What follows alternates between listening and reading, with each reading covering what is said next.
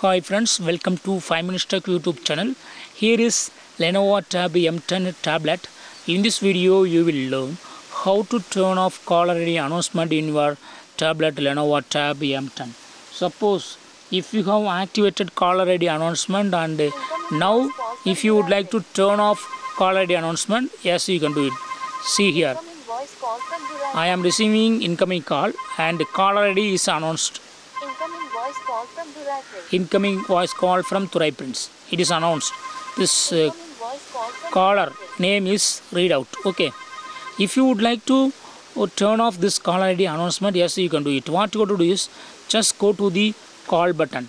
Just go to call button here and go to this three vertical dots here and click on settings there and click on settings there.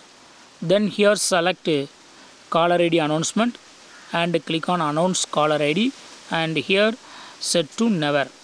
Now you will not get caller ID announcement even if you receive incoming call. See here, only phone will be ringing, that is a tablet will be ringing, ringtone will be used and caller ID will not be read out. Okay, so in this way you can easily turn off caller ID announcement in your tablet Lenovo Tab M10. That's all friends. Thanks for watching. Bye.